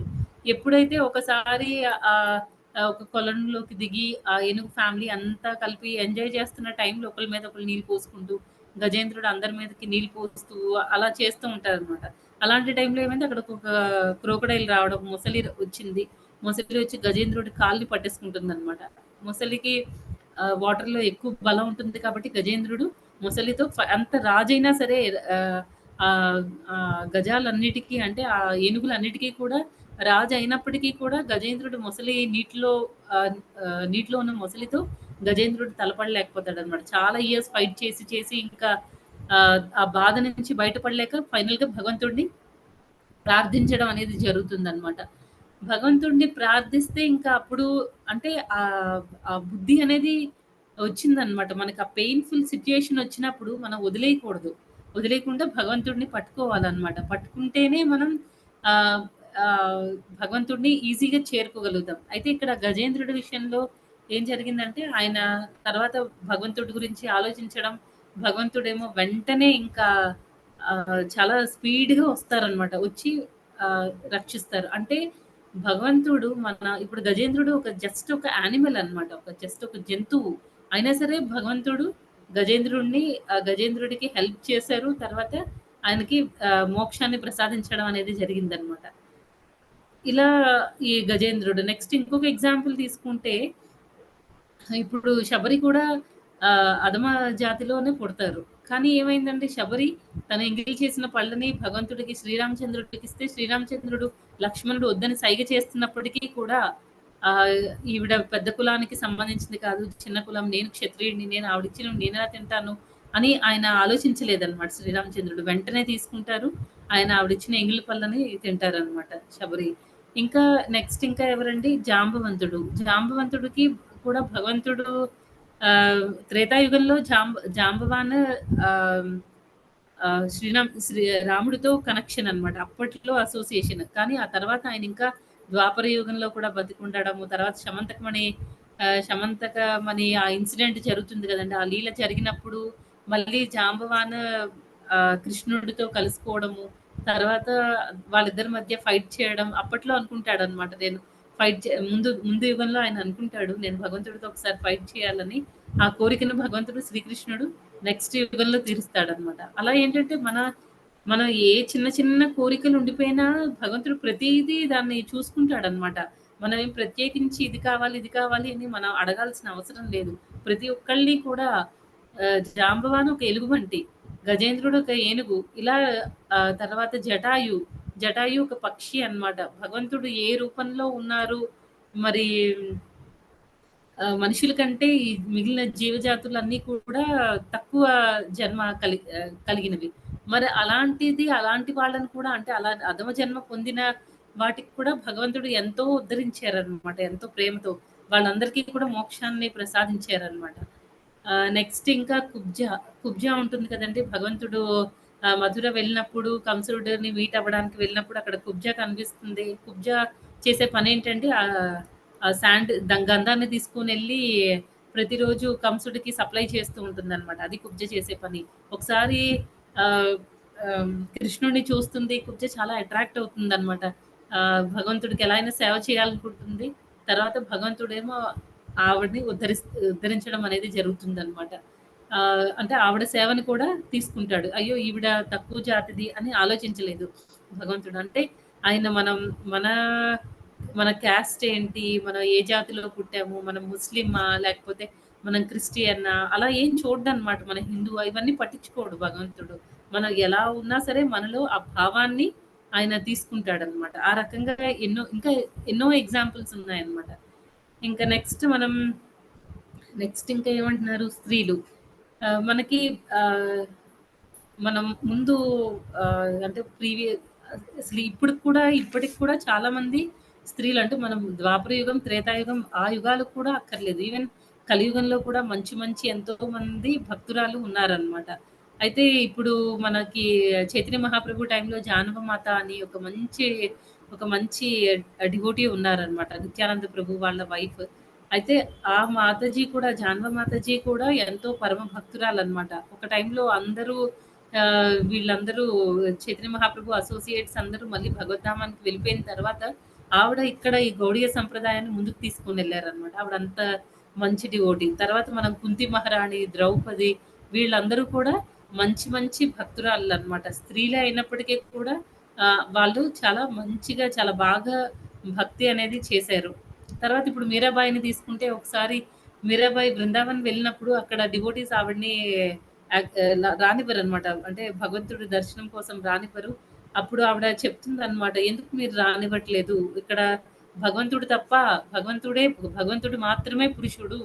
పురుష అంటే ఎంజాయ్ చేసేవాళ్ళు. భగవంతుడు మాత్రమే పురుషుడు. ఆయన మాత్రమే ఎంజాయ్ చేస్తాడు. మనందరం కూడా స్త్రీలమే. ఎందుకంటే మనందరం కూడా భగవంతుడికి భగవంతుడు ఎంజాయ్ చేయడానికి ఆబ్జెక్ట్స్ అన్నమాట మనందరము. అంతే. ఇక్కడ ఉన్న వాళ్ళందరూ స్త్రీలే. ఇక్కడ పురుషులు అనేవాళ్ళు లేరు. ఒకే ఒక్క పురుషుడు ఆయన భగవంతుడు అని చెప్తారనమాట. ఈవెన్ మనం కూడా ప్రభుపాదుల వారి భాషలో చాలా సార్లు ఈ మాట విన్నాము. భగవంతుడు మాత్రమే పురుషుడు, మిగతా వాళ్ళందరూ స్త్రీలే. అంటే అక్కడ ఆ లింగ భేదం కూడా లేదు. స్త్రీలు, పురుషులు ఇవన్నీ భక్తిలో ఇవన్నీ మ్యాటరే కాదసలు. నెక్స్ట్ ఇంకా మంచి ఎగ్జాంపుల్ అన్నమాట. అంటే సింప్లిసిటీకి మంచి ఎగ్జాంపుల్. స్త్రీలు ఎంత సింపుల్‌గా ఉంటారు అనేది తెలుసుకోవడానికి. బ్రాహ్మణ పత్నులన్నమాట. ఒకసారి వాళ్ళు బ్రాహ్మణులందరూ భగవంతుడి కోసం యజ్ఞం చేస్తూ ఉంటారు. కృష్ణుడేమో వాళ్ళ ఫ్రెండ్స్ అందరిని బ్రాహ్మణుల దగ్గరికి పంపించి, "నాకు ఆకలిగా ఉంది. ఏదైనా ఇమ్మని చెప్పండి. ఏమైనా తినడానికి ఇమ్మని చెప్పండి" అని చెప్పేసి బ్రాహ్మణుల్ని అడగమంటే గోపాలులందరూ కలిసి అక్కడికి వెళ్తారు. బ్రాహ్మణుల దగ్గరికి వెళ్లి కృష్ణుడు ఇలా అడుగుతున్నాడు అని చెప్తే వాళ్ళందరూ ఆ యజ్ఞం దేనికోసం చేస్తున్నారు? భగవంతుడిని తృప్తిపరచడానికి. అలాంటి భగవంతుడే స్వయంగా వచ్చి నాకు ఆకలిగా ఉంది. నాకు ఇవ్వండి. నాకు పెట్టండి అని అడిగితే వాళ్ళు ఇవ్వడం లేదనమాట. వాళ్ళు కాదు యజ్ఞం అయిన తర్వాతే ఇస్తాము. ఇవన్నీ భగవంతుడికి సమర్పించడానికి. అంటే వాళ్ళు అక్కడ ఐడెంటిఫై చేసుకోలేకపోయారు. అదే వాళ్ళొచ్చి మళ్ళీ ఈ గోపాలులందరూ వచ్చి కృష్ణుడికి చెప్తారనమాట. ఇవ్వలేదు అని. అయితే సరే అయితే మీరు వాళ్ళ భార్యల దగ్గరికి వెళ్లి బ్రాహ్మణ భార్యల దగ్గరికి వెళ్లి అడగండి అని అంటారనమాట. అప్పుడు మళ్ళీ వీళ్ళందరూ బ్రాహ్మణుల దగ్గరికి బ్రాహ్మణ పత్నుల దగ్గరికి వచ్చి అడిగినప్పుడు వాళ్ళందరూ వెంటనే ఏమి ఆలోచించకుండా ఇచ్చేస్తారనమాట. అన్నీ కృష్ణుడికి కావాల్సినవన్నీ సర్దేసి ముందు కృష్ణుడిని సాటిస్ఫై చేయాలి అని వెంటనే పరిగెత్తుకుని అవన్నీ తీసుకొని వచ్చేస్తారు. అయితే అందరూ బ్రాహ్మణుల పత్నుల్లో ఒక బ్రాహ్మణ పత్ని మాత్రం ఆవిడ అక్కడికి రాలేకపోతే ఆవిడ తన ఆత్మని పంపిస్తుందనమాట. అంటే అంత భగవంతుడు ఆ సేవను కూడా యాక్సెప్ట్ చేస్తారు. అంతలాగా ఆహ్, అంటే ఇక్కడ మనం అర్థం చేసుకోవాల్సిన పాయింట్ ఏంటి అంటే, ఒకవైపు ఆ బ్రాహ్మణులందరూ ఆ యజ్ఞాన్ని ఎందుకు చేస్తున్నారు? వాళ్ళ అల్టిమేట్ పర్పస్ అనేది మైండ్‌లోంచి తీసేసారు. మెకానికల్‌గా చేసుకుంటూ వెళ్తున్నారు. అదే ఈ బ్రాహ్మణ పత్నులైతే ఇమ్మీడియేట్‌గా కృష్ణుడికి ఆకలి అనంటే, ఇంక వెనక ముందు ఆలోచించకుండా పరిగెత్తుకుంటూ వెళ్లారనమాట భగవంతుడికి సేవ చేయడానికి. అంత సింపుల్ హార్టెడ్‌గా ఉంటారు కాబట్టి భక్తిలో చాలా ఇంపార్టెంట్ అనమాట. అది ఇన్సిడెంట్. నెక్స్ట్ ఇంకా మనం కుంతి మహారాణి గురించి, ద్రౌపది గురించి మనం ఇంకా చెప్పనవసరం కూడా లేదనమాట. వాళ్ళు కూడా కుంతి మహారాణి అయితే నాకు కృష్ణుడి సాంగత్యం కోసం ఆవిడ ఇంకా కష్టాలు ఇవ్వమని అడుగుతుందనమాట. అవి ఎలా టాలరేట్ చేస్తాను? అదే ఆ ప్లేస్‌లో మనం ఉంటే ఇంకా చాలు కృష్ణ ఈ కష్టాలన్నీ నాకు చాలు తొందరగా నీ దగ్గరికి తీసుకొని వెళ్ళిపో అని మనం ప్రార్థిస్తాం. కానీ ఆవిడ నువ్వు కష్టాలుంటేనే నువ్వు మా దగ్గర ఉంటావంటే నువ్వు మాకెప్పుడు కష్టాలే ఇవ్వు అని అడుగుతుందనమాట. అది ఎంత ధైర్యం ఉండాలి, ఎంత భక్తి ఉండాలి. భగవంతుడు ఓకే. కష్టాలుంటే భగవంతుడు మనతోనే ఉంటాడు అనే గ్యారంటీ ఆవిడకి అంటే విశ్వాసం అనేది ఉందన్నమాట ఆవిడకి. అందుకే ఆవిడ అంత బోల్డ్‌గా అడగగలిగింది. నాకు కష్టాలివ్వు కృష్ణ అని. నెక్స్ట్ ఇంకా ఇది స్త్రీలనమాట. ఇంకా చాలా ఎగ్జాంపుల్స్ ఉన్నాయి. కానీ మనం ఇంకా నెక్స్ట్ వైశ్యుల గురించి చూద్దాం. వైశ్యులంటే ఎవరంటే ఇప్పుడు మనం ఈ ఈ వృందావన వాసులు, గోపాలురు, తర్వాత గోపీలు, గోపికలు, తర్వాత నందమహారాజు, యశోదామాత వీళ్ళందరూ కూడా వైశ్యులనమాట. వైశ్యులంటే జనరల్‌గా ఈ కృషి, గోరక్ష, వాణిజ్యం. బిజినెస్ చేస్తూ ఉంటారు. కౌ ప్రొటెక్షన్ చేస్తూ ఉంటారు. తర్వాత వ్యవసాయం చేయడం. ఇవన్నీ చేస్తూ ఉంటారు కదండీ! వీళ్ళనమాట. ఈ నంద మహారాజు వీళ్ళందరికీ మెయిన్ అంటే మెయిన్ బిజినెస్ అదే అనమాట వాళ్ళకి. వాళ్ళు కూడా ఎంతో భక్తి చేశారు. వాళ్ళ భక్తి కూడా చాలా స్పాంటేనియస్ లవ్ అనమాట. వాళ్ళకి కృష్ణ అంటే ఇంకా వాళ్ళు ఏం చేస్తున్నారు? ఏం ఏం ఆలోచిస్తున్నారు? ఇంక ఇవన్నీ కాదు. First priority Krishna. ఇమ్మీడియేట్‌గా స్పాంటేనియస్‌గా వాళ్ళు రెస్పాండ్ అవుతారనమాట కృష్ణ సర్వీస్ అంటే. మనమైతే ఎవరైనా ఏమైనా సర్వీసులు చెప్తే, మనకి అప్పుడున్న మూడ్‌ని బట్టి మనం సేవ అనేది యాక్సెప్ట్ చేస్తామనమాట. మనకి ఔట్ ఆఫ్ మూడ్ అయితే నేను ఈరోజు చేయలేను, లేకపోతే నాకేదో వర్క్ ఉంది అని ఏదో తప్పించుకోవడానికి చూస్తూ ఉంటామనమాట. మన మూడ్‌ని బట్టి మనం సర్వీస్ చేస్తాం. కానీ ఇక్కడ ఈ వ్రజవాసులు మాత్రం అలా కాదు. స్పాట్‌లో కృష్ణ కోసం ఏవైనా చేయడానికి రెడీగా ఉంటారు. అది నిజమైన భక్తి అంటే. నెక్స్ట్ ఇంకా శూద్రుల గురించి చెప్పాలి అనంటే గుహుడు. గుహుడు గురించి మనకి తెలుసు కదండీ! భగవంతుడు గుహుడు ఉన్న ప్లేస్‌కి వనవాసానికి వచ్చిన టైంలో గుహుడు అడుగుతాడనమాట రాముడిని. ఆహ్, మీరు ఈ కొన్ని రోజులు నాతోనే ఉండొచ్చు కదా! అని. అప్పుడు భగవంతుడు శ్రీరామచంద్రుడు చెప్తాడనమాట. నేనిక్కడ ఉండడానికి అవ్వదు. మేము వనవాసానికొచ్చాము. సో, మేము ఇక్కడి నుంచి ఇంకా ముందుకు వెళ్ళాలి అని చెప్పడం జరుగుతుంది. అప్పుడు ఆహ్, ఆ రోజు అంటే ముందు రోజు వచ్చినప్పుడు భగవంతుడి పాదాలని ముట్టుకోవడానికి అవ్వదనమాట. ఎందుకంటే భగవంతుడు రాగానే గుహుడిని హత్తుకుంటారనమాట. ఆహ్, ఆయన కౌగిలించుకుంటారు భగవంతుడు గుహుడిని. ఎవరికండి అలాంటి అవకాశం వస్తుంది? అలాంటిది అంటే అంత భగవంతుడికి ఆహ్, అంటే అలా డిఫరెన్షియేట్ చేయడం లేదు. ఇక్కడ శూద్రుడు నేను క్షత్రియుడిని నేను ఆయన్ని ముట్టుకోవడం ఏంటి అని లేదనమాట. చాలా ప్రేమగా నువ్వు నాకు ఒక ఫ్రెండ్ లాంటి వాడివి అని చెప్పేసి భగవంతుడేమో గుహుడిని పట్టుకుంటారు. ఆ తర్వాత నెక్స్ట్ డే ఇంకా ఏమవుతుంది వాళ్ళు ఒక తటం నుంచి వేరే తటానికి వాళ్ళు మారాల్సి వచ్చినప్పుడు గుహుడేమో నేను దాటిస్తాను ఈ నదిని నేను దాటిస్తాను మిమ్మల్ని అని చెప్పేసి అందరినీ కూర్చోమంటారు. కానీ రాముడు ఎంటర్ అవుతున్నప్పుడు మాత్రం గుహుడు వెంటనే భక్తులకి ఏంటంటే ఆ టైంకి స్పాట్‌లో ఆలోచనలు భగవంతుడికి ఎలా సేవ చేయాలి? భగవంతుడి షెల్టర్‌ని ఎలా పొందాలి? అని చెప్పేసి స్పాట్‌లో వాళ్ళకి ఆ బుద్ధి అనేది వెంటనే ఐడియాస్ వచ్చేస్తూ ఉంటాయన్నమాట. ఎందుకంటే వాళ్ళలో ఉన్న భక్తి అంత డీప్‌గా ఉంటుందనమాట. అంత ఇంటెన్సిఫైడ్‌గా ఉంటుంది. సో, వాళ్ళకి స్పాట్‌లో ఏం చేయాలనేది తెలుస్తుంది. సో, ముందు రోజు అవకాశం రాలేదు. సో, నెక్స్ట్ డే గురుడు ఏం చేస్తాడు, ఆగండి మీరు నా పడవ ఎక్కొద్దు. ఎందుకంటే మీ పాద ధూళి చాలా పవర్‌ఫుల్. ఒకసారి ఆల్రెడీ మీరు రాయిని ముట్టుకుంటే రాయి అహల్యగా మారిపోయింది. ఇప్పుడు ఈ పడవను ముట్టుకుంటే ఇదొక్కటే నాకు జీవనాధారం. ఈ పడవ ఇంకేమైపోతుందో, ఇది కూడా ఒక స్త్రీగా మారిపోతే నేను ఇద్దరిద్దరు భార్యల్ని నేను మెయింటైన్ చేయలేను. అందుకే ఒక పని చేస్తాను. మీరు నా పడవ ఎక్కే ముందు నేను మీ పాదాలు కడుగుతానని చెప్పేసి ఆయన పాదాలు కడిగి ఆ వాటర్‌ని తాగేస్తాడనమాట గుహుడు. గుహుడు తాగేసి తర్వాత భగవంతుడిని లోపలికి ఎక్కించడం అనేది జరుగుతుందనమాట. అంటే భక్తి అనేది ఈ రేంజ్‌లో ఉంటుందనమాట. భగవంతుడు కూడా అదే రకంగా రెసిప్రొకేట్ చేస్తారు. అయితే తర్వాత సీతమ్మ చెప్తుందనమాట. ఏదైనా ఇవ్వండి. ఈ తటం నుంచి ఆ తటానికి మనల్ని ఆహ్, తీసుకొని వెళ్తున్నారు కదా! సో, గుహుడికి ఏమైనా ఇవ్వండి అనంటే అప్పుడు స్వామి ఆహ్, ఆహ్, భగవంతుడు ఆయనకి టిప్ ఇవ్వబోతూ ఉంటే వెంటనే చెప్తారు. మనిద్దరం చేసే పని ఒకటే కదా స్వామి! మీరు నాకు టిప్ ఇవ్వద్దు. నేను ఈ ఒడ్డు నుంచి ఆ ఒడ్డుకి అందరిని చేరుస్తూ ఉంటే మీరు భవసాగరంలో ఈ ఒడ్డు నుంచి ఆ ఒడ్డుకి ఈ జనాలందరినీ కూడా మీరు భవసాగరాన్ని దాటిస్తున్నారు అని చెప్పేసి చాలా చక్కగా మాట్లాడతాడనమాట గుహుడు. అంటే ఇక్కడ భక్తులనే వాళ్ళకేంటంటే ఆ జ్ఞానం కానివ్వండి, అంటే మిగతా యోగా ప్రాసెస్‌లో ఎవరెవరు ఏమేమైతే ఫాలో అవుతున్నారో, ఎవరైతే భక్తి మార్గంలో ఉన్నారో వాళ్ళు స్పెషల్‌గా ఒక్కొక్క దానికి ఒక్కొక్క వాళ్ళు టైమ్ స్పెండ్ చేయాల్సిన అవసరం లేదనమాట. ఆ బుద్ధి కానివ్వండి, లేకపోతే ఆ జ్ఞానం కానివ్వండి, అవన్నీ కూడా భక్తితో అన్నీ వచ్చేస్తాయన్నమాట. స్పెషల్‌గా ఒక్కొక్క దానికి ఒక్కొక్కటి వాళ్ళు నేర్చుకొని ప్రతి దాని మీద కూడా వాళ్ళ టైం ఒక్కటి పట్టుకొని భగవంతుడి ఫోకస్డ్‌గా ఉంటే చాలు. మిగతావన్నీ జరుగుతాయి. కాకపోతే ఏంటంటే జ్ఞానం అనేది ఇవన్నీ కూడా ఇంపార్టెంట్ అన్నమాట. ఎందుకంటే జ్ఞానం లేకపోతే మన భక్తి సెంటిమెంటల్ అయిపోవచ్చు. భక్తి ప్యూర్ భక్తి అయినప్పుడు మనకి ఆ జ్ఞానం అనేది ఆటోమేటిక్‌గా వచ్చేస్తుంది. అది. నెక్స్ట్ ఇంకొక గుహుడు ఒక ఎగ్జాంపుల్ అయితే, ఇంకొక ఎగ్జాంపుల్ ఎవరంటే విదురుడనమాట. విదురుడు ఏం చేస్తాడు?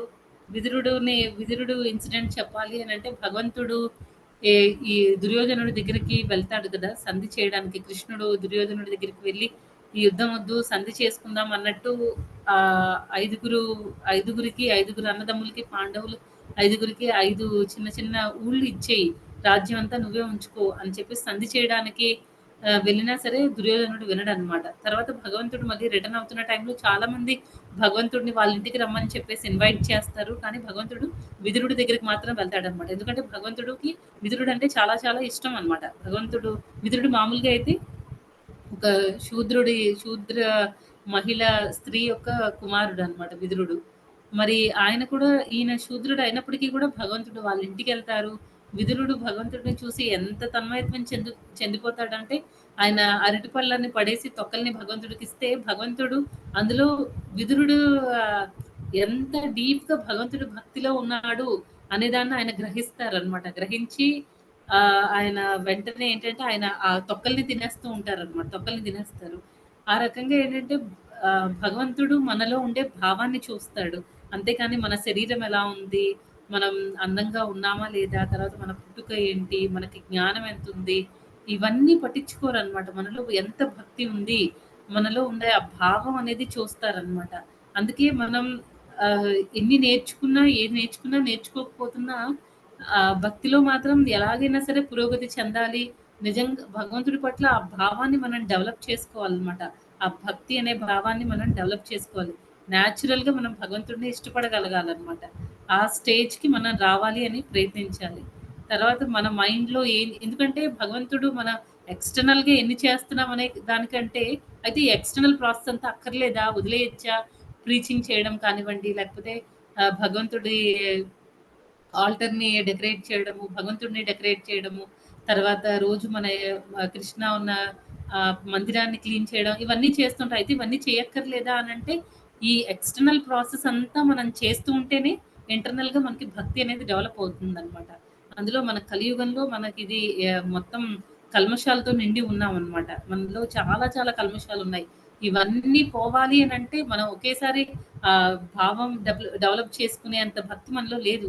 స్లోగా స్టెప్ బై స్టెప్ ప్రాసెస్‌లో ఉండాలి కాబట్టి, మనం ఇదంతా కూడా ఈ ఎక్స్‌టర్నల్ ప్రాసెస్ అంతా చేస్తూ ఉంటాం అనమాట. అప్పుడు ఇంటర్నల్‌గా శుద్ధీకరణ అనేది చెందుతుంది.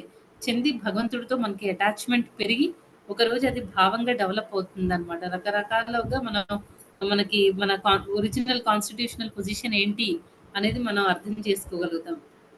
నెక్స్ట్ నెక్స్ట్ శ్లోకంలో ఏం చెప్తున్నారంటే, ఈ 32వ శ్లోకంలో మనకి అధమ జన్మ తీసుకున్న వాళ్ళ భక్తి ఎలా ఉంటుంది అంటే వాళ్ళని ఎలా భగవంతుడు ఉద్ధరిస్తాడు అనేది చెప్పారు. నెక్స్ట్ శ్లోకంలో ఏంటంటే మంచి జన్మ అంటే హై జన్మ తీసుకున్న వాళ్ళది ఎలా ఉంటుంది అనే దాని గురించి చెప్తున్నారనమాట.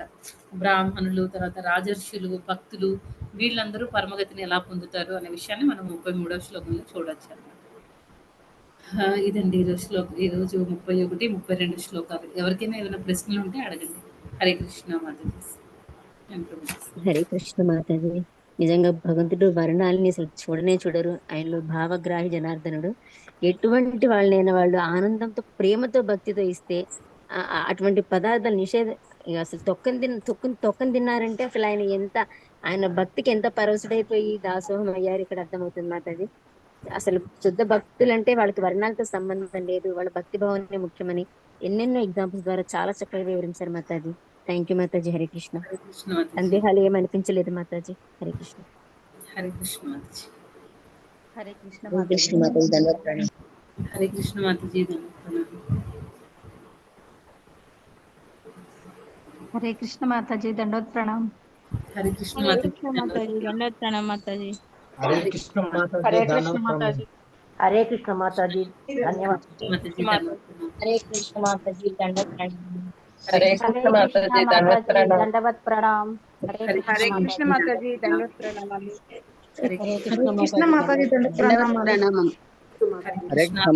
చాలా బాగుంది మాతాజీ. ఈరోజు మొత్తం చాలా ఎగ్జాంపుల్స్ చెప్పారు, చాలా కవర్ అయ్యాయి మాతాజీ. చాలా మంది భక్తుల గురించి చాలా తెలుస్తున్నాం మాతాజీ. చాలా బాగుంది. హరే కృష్ణ మాతాజీ. వర్ణాశ్రమం గురించి బాగా చెప్పారు మాతాజీ. ఎందుకంటే ఈ వర్ణాశ్రమము అనే ఒక మూర్ఖత్వంలో ప్రజలు తెలియక చాలా డిఫరెన్సెస్ తో సమాజం ఉండేది.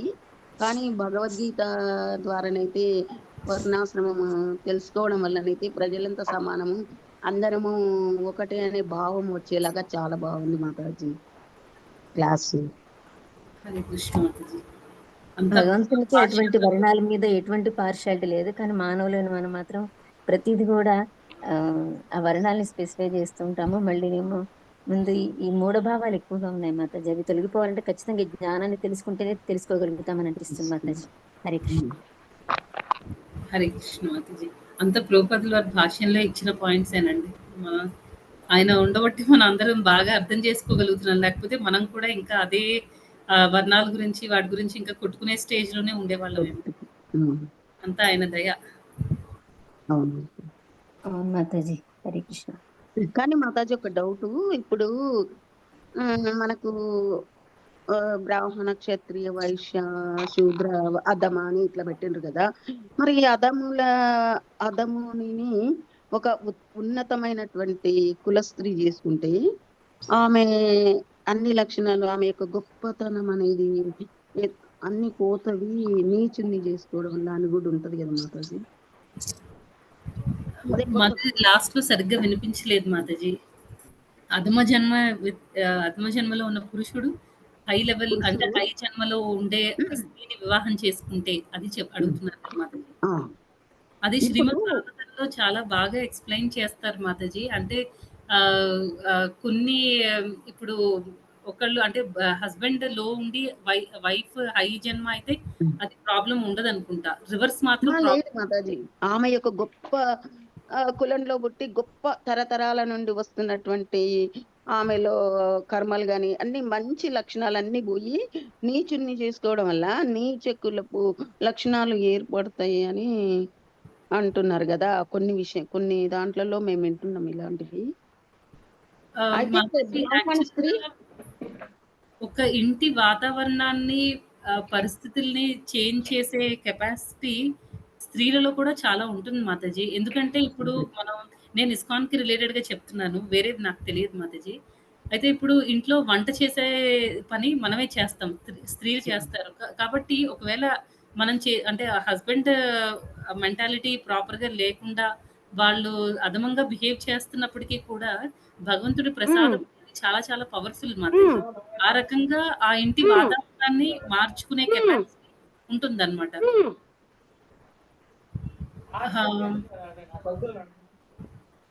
ఆ రకంగా ఆ ఇంటి వాతావరణం అంటే ప్రసాదంతో మనం మార్చొచ్చు మాతాజీ. డెఫినిట్‌గా ప్రసాదం చాలా చాలా పవర్‌ఫుల్ అనమాట. అది మన చేతుల్లో ఉంది. ఇది ఒక రకంగా చెప్పొచ్చు. తర్వాత ఆహ్, మన అంటే మన బిహేవియర్ బట్టి కూడా చాలా వరకు మారతారు మాతాజీ. ఇప్పుడు ఇస్కాన్‌లోనే చాలామంది ఇళ్లల్లో ఓన్లీ మాతాజీలు మాత్రం భక్తి చేస్తూ వాళ్ళ ఇంట్లో హస్బెండ్ సపోర్ట్ లేకుండా భక్తిలో ముందుకెళ్ళి కొన్ని రోజుల తర్వాత హస్బెండ్స్‌ని కూడా భగవంతుడి వైపు తీసుకొనొచ్చిన ఇన్‌స్టాన్సెస్ చాలా ఉన్నాయన్నమాట. అంటే మన స్త్రీలు స్ట్రాంగ్‌గా ఉంటే డివోషనల్‌గా కంపల్సరీ ఆ ఇంటి వాతావరణం చేంజ్ అవుతుంది. మాక్సిమం కేసెస్‌లో చేంజ్ అవుతాయి. కొన్ని అవ్వకపోవచ్చు మాతాజీ. కానీ ఎప్పుడూ ఏంటంటే ఆహ్, మనం మన చూడండి ఎక్స్‌టర్నల్‌గా కొన్ని ఇప్పుడు మీరంటున్నారు కదా! వాళ్ళ స్వభావం అనేది మన చేతుల్లో ఉంటుంది. ఎక్స్‌టర్నల్‌గా చేసే పనులు ఇప్పుడు హస్బెండ్ ఎలాగా చెప్తే ఆ రకంగా మనం ఉండాలి. కానీ ఇంటర్నల్ అనేది ఎవరు కంట్రోల్ తీసుకోలేరు కదా మాతాజీ. ఇప్పుడు మనం కృష్ణ చైతన్య మార్గంలోనే ఉన్నారు. సపోజ్ ఒక మాతాజీ, ఒక ప్రభుజీ ఉన్నారు. ఆయన డివోటీ కాదు, ఆవిడ డివోటీ అనుకోండి. ఇప్పుడు మీరు చెప్తున్న దాన్ని బట్టి అయితే అతను నాన్ వెజ్ తింటారు, ఆవిడ తినరనుకోండి. ఆవిడ కుకింగ్ చేయాలి. అప్పుడు చేయొచ్చు మాతాజీ తప్పులేదు. ఎందుకంటే కుకింగ్ ఎక్స్‌టర్నల్‌గా చేసినా, ఇంటర్నల్‌గా ఆవిడ భగవంతుడికి అటాచ్ అయ్యుంది. ప్రాబ్లమ్ ఏముందింకా? ఎక్స్‌టర్నల్‌గా కంట్రోల్ తీసుకోవచ్చు ఆళ్ళు. కానీ ఇంటర్నల్‌గా మాత్రం తీసుకోలేరు కదా మాతాజీ. అంటే నేను చెప్పేదేంటంటే, ఆ స్వభావం అనేది మారదు మాతాజీ. ఎప్పుడు మారిపోతుంది? వాళ్ళ మనం అసోసియేషన్ ఇవ్వకుండా, వాళ్ళ సాంగత్యం తీసుకొని, వాళ్ళు చెప్పేది ప్రతీదీ ఇంప్లిమెంట్ చేసేసి, మన స్వభావాన్ని మనం మార్చుకుంటే తప్ప అదేం మారదు. మన ఇంటర్నల్‌గా మన మీద మనకు కంట్రోల్ ఉంటుంది మాతాజీ డెఫినిట్‌గా. శ్రీప్రద మాతాజీ ఏమైనా యాడ్ చేస్తే చేయండి మాతాజీ. హరే కృష్ణ. అయ్యో! చక్కగా చెప్పారు మాతాజీ. చక్కగా చెప్పారు. యువర్ ఎక్స్‌పీరియన్స్‌డ్ మాతాజీ. Very senior devotee. మీరు చక్కగా చెప్తున్నారు మాతాజీ. చక్కగా చెప్పారు. ఉత్తమ వసుధ మాతాజీ very experience senior devotee. So, చాలా క్లారిటీగా చెప్తున్నారు భక్తి గురించి. మీరు సో, మాతాజీ ఆచరిస్తున్నారు కాబట్టి చాలా బాగా వస్తున్నాయి పదాలు కూడా చక్కగా చెప్తున్నారు. మాతాజీ చక్కగా 100% చెప్పారు. సో, ఎక్స్‌టర్నల్‌గా చేసుకోలేకపోయినా ఇంటర్నల్‌గా చేసుకోవచ్చు కదా! నామ సంకీర్తన చేసుకోవచ్చు. కదండీ! సవై మన కృష్ణ పాదార విందయో మనసెప్పుడు కూడా స్వామి మీదే లగ్నం చేసుకోవచ్చు. చాలా అవకాశాలున్నాయి. భావగ్రాహి జనార్దన. భావాన్ని అర్థం చేసుకుంటాడు స్వామి. రైట్. సో, మనం మారడానికి చాలా సమయం పట్టింది. సో, ప్రతి ఒక్కళ్ళకి మారడానికి సమయం పడుతుంది. కొంతమంది కొన్ని రోజులవ్వచ్చు. కొంతమంది కొన్ని జన్మలవుతాయి. సో, మన అదృష్టం ఎన్నో జన్మలు బట్టి ఎంతోమంది వైష్ణవులు మనం మారుస్తూ, మారుస్తూ ఉంటే ఫైనల్‌గా ఈ జన్మలో మనం ఈ భగవత్ చైతన్యాన్ని తీసుకొనుండవచ్చు. బట్ ఏదో మనకనిపిస్తుంది. ఓ 2 గంటలు వినేసి నేను మారిపోయాను. బట్ కాదు. ఎన్ని జన్మలు బట్టో ఎంతోమంది వైష్ణవులు మనని మార్చడానికి ప్రయత్నించి, ప్రయత్నించి వాళ్ళ రక్తాన్ని ధారపోసి ఎంతో కొంత మన చైతన్యాన్ని పెంచిన తర్వాత ఈరోజు ఎవరైనా వచ్చి చెప్పంగానే ఒప్పుకుంటున్నామేమో. మనకి తెలీదు కదా! మన బ్యాక్‌గ్రౌండ్ ఏంటి అన్నది. కానీ మనమేమనుకుంటాం ఒక 2 గంటలు ఏదో విన్నాను. నా అంత గొప్ప పుణ్యాత్మురాలు లేదు. వెంటనే భక్తి చేసేస్తున్నా. బట్ వీళ్ళకి ఎంత చెప్పినా చేయట్లేదని మనం అనుకుంటాం. బట్ మన బ్యాక్‌గ్రౌండ్ ఓన్లీ భగవంతుడికి తెలుసు. మన ఆచార్యులకి తెలుసు. ఎంతమంది ఆచార్యులు ఎన్ని జన్మల నుంచి మనని ప్రయత్నిస్తూ, ప్రయత్నిస్తూ ఫైనల్‌గా ఈ ఆచార్యుడి చేతిలో మనని పెట్టారేమో కదండీ!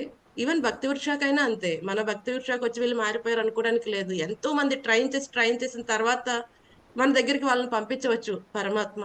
సో, వాళ్ళు మనం ట్రైన్ చేస్తాం. అప్పుడు వాళ్ళొచ్చేస్తే అది మన యొక్క విషయమే కాదది. కదండీ! ఎంతో మంది ట్రైన్ చేసి, చేసి, చేసి ఉంటారు. సో, వాళ్ళు మన దగ్గరికొచ్చేపాటికి ఆ కృష్ణ చైతన్యాన్ని తీసుకోవడానికి చాలా ఇష్టపడి ఉండొచ్చు. సో, అదనమాట. కానీ మనం ప్రయత్నం చేయాలి. ఈ జన్మలో కాకపోతే నెక్స్ట్ జన్మలో అయినా వాళ్ళు కూడా కృష్ణ చైతన్యాన్ని యాక్సెప్ట్ చేస్తారు. అదండి. సో, ఎంతో సుకృతి ఉండాలి. కృష్ణ భక్తి యాక్సెప్ట్ చేయాలంటే, ఆ సుకృతి జన్మాంతరాలుగా గడించుకోవాలి. ఆల్రెడీ గడించుకున్న వ్యక్తి ఈజీగా యాక్సెప్ట్ చేస్తాడు. లేని వ్యక్తి చూస్తూ ఉంటాడు ప్రస్తుతానికి. కనీసం కొంతమంది ఆ మాత్రం సుకృతి కూడా లేని వాళ్ళు విరోధం చేస్తూ ఉంటారు భక్తుల పట్ల. అదనమాట. కానీ కరెక్ట్‌గా సుకృతి ఉన్నవాళ్ళు వెంటనే యాక్సెప్ట్ చేస్తారు మాతాజీ. మనం ఏం చేయవచ్చంటే మన గురువులకి శ్రీల ప్రభుపాదకి, రాధాకృష్ణులకి, నితాయ్ గౌరంకి ప్రార్థించాలి వాళ్ళ గురించి, వాళ్ళ ఉన్నతి గురించి. మన భక్తి మనం చేసుకుంటూ ఉండవచ్చు. మాతాజీ చెప్పినట్టు మన భక్తి మనం చక్కగా చేసుకుంటూ ఉండవచ్చు. మన పరిధిలో అయినంత వరకు చేసుకుంటూ ఉండవచ్చు. అదనమాట. థ్యాంక్ యూ మాతాజీ. హరే కృష్ణ. హరే కృష్ణ. హరే కృష్ణ మాతాజీ. హరే కృష్ణ. థ్యాంక్ యూ ఉత్తమ్ వస్తా మాతాజీ. Thank you devotees. సో ఇంకేం సందేహాలు లేకపోతే నేను ఒకటి అనౌన్స్ చేస్తాను. యాక్చువల్గా ఈరోజు మురారి మూర్తి మన ప్రభు యొక్క పుట్టినరోజు. సో మీ అందరూ బ్లెస్ చేయండి ప్రభుని. సో ప్రభు ఇంకా సీరియస్ అవుతారు భక్తులు అని చెప్పి. So we're waiting for all your blessings. So dear Vaishnavis and Vaishnavas and Uttam వస్దా మాతాజీ, డెఫినెట్ గా మీ అందరూ బ్లెస్ చేయండి ప్రభుని. సో దట్ ప్రభు ఇంకా మనని చాలా బాగా గైడ్ చేస్తారు. ఇంకా తను కూడా ఆధ్యాత్మికతలో ముందుకెళ్ళే అవకాశం ఉంటుంది. అందరం కలిసి హరికృష్ణ మహామంత్ర ఒకసారి ఓకే మాత. ఓకే మాత. హరే కృష్ణ హరే కృష్ణ కృష్ణ కృష్ణ హరే హరే హరే రామ హరే రామ రామ రామ హరే హరే హరే కృష్ణ హరే కృష్ణ కృష్ణ కృష్ణ హరే హరే హరే రామ హరే రామ రామ హరే హరే హరే కృష్ణ హరే కృష్ణ కృష్ణ కృష్ణ హరే హరే రామ హరే రామ హరే రామ రామ రామ హరే హరే. మాతాజీ ప్రభుజీ లేరు అక్కడ దర్శనం బర్త్డే ప్రభుజీ. ఇక్కడే ఉన్నారు Prabhuji. So happy Krishna consciousness birthday Prabhuji. Krishna conscious happy birthday Prabhuji. Happy birthday Prabhuji. Hare Krishna. శుభాకాంక్షలు ప్రభుజీ. హరే కృష్ణ. హరే కృష్ణ. ప్రభుజీ. హరే కృష్ణ. హరే కృష్ణ ప్రభుజీ పుట్టినరోజు శుభాకాంక్షలు ప్రభుజీ. హరే కృష్ణ. హరే కృష్ణ. ప్రభుజీ జన్మదిన శుభాకాంక్షలు. హరే కృష్ణ మాతాజీ. హరే కృష్ణ. హరే కృష్ణ ప్రభుజీ జన్మదిన శుభాకాంక్షలు. మీరు హరే ఇంకా కృష్ణ.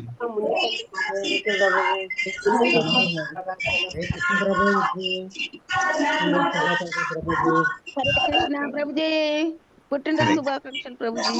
హరే కృష్ణ. హరే కృష్ణ ప్రభుజీ జన్మదిన శుభాకాంక్షలు. హరే కృష్ణ.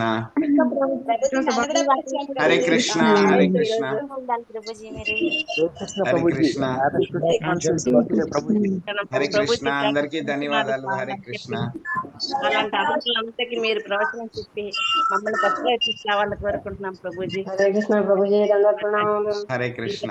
బట్టి ఇంకా ఇంకా పెరగాలని కోరుకుంటున్నాం ప్రభు. హరే కృష్ణ. హరే కృష్ణ. థ్యాంక్ యూ మాతాజీ. ప్రభుజీ నన్ను కూడా బ్లెస్ చేయండి ప్రభుజీ. నా మ్యారేజ్ డే ప్రభుజీ. హరే కృష్ణ. మాతాజీ కూడా అందరూ హరే కృష్ణ చెప్పండి. హరే కృష్ణ. హరే కృష్ణ. కృష్ణ కృష్ణ హరే హరే హరే రామ హరే రామ రామ రామ హరే హరే హరే కృష్ణ.